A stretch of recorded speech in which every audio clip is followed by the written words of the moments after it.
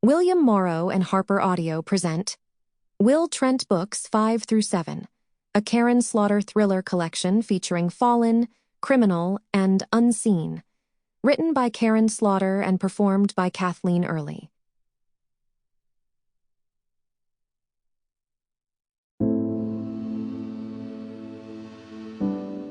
HarperCollins and HarperAudio present Fallen, a novel by Karin Slaughter, performed by Kathleen Early.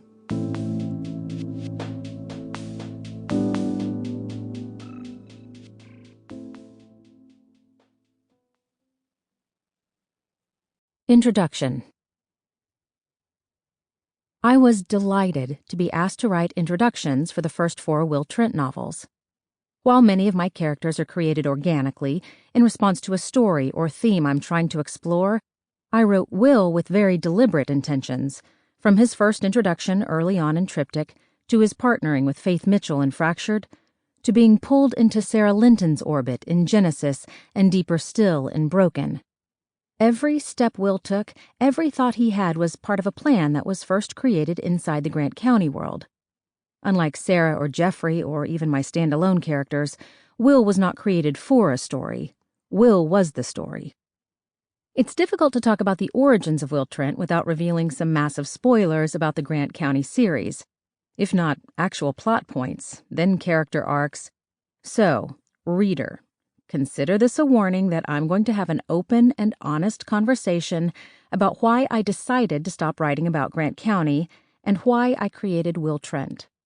That is, as open and honest as you can expect from someone who has, for the last 17 years, made a living by telling stories.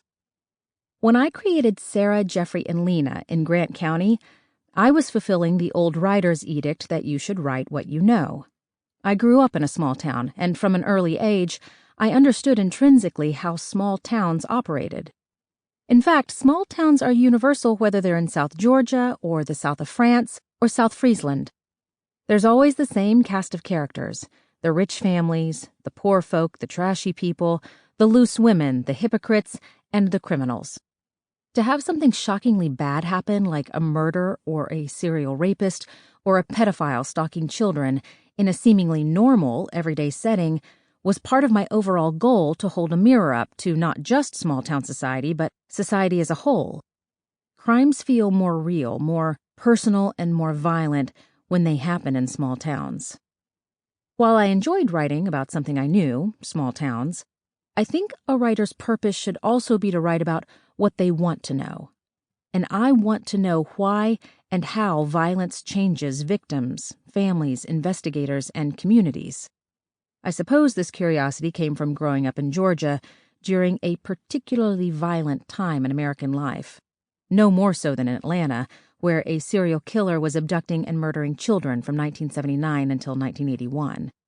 While I lived about 40 minutes away from where these crimes were happening, I was very aware that my daily existence had changed in very real ways in response to these brutal serial murders. I no longer could ride my bike on certain streets. I was forced to check in with my parents throughout the day, and even at night on television, there was no respite. Commercials were constantly announcing the time on the half hour and asking viewers, "Do you know where your children are?" Some of my earliest recollections of telling stories come from this time period. I remember quite clearly waking up in the middle of the night, sneaking into my older sister's room, holding a flashlight under my chin and whispering, "Who's killing the children?" She would start screaming. I would get scared by her screaming and start screaming myself, and then I would start crying, and then my parents would come in and punish my sister for making me so upset. Anyone who has a sibling will understand this dynamic. It's never the baby's fault. Thus, you could say from a very early age, I was encouraged to tell stories that scare people. It was this love of fear-mongering that brought me to writing crime fiction, and more specifically, writing Sarah Linton. If there was any one thing that took me down the road to Grant County, it was Sarah. She's basically everything I am not.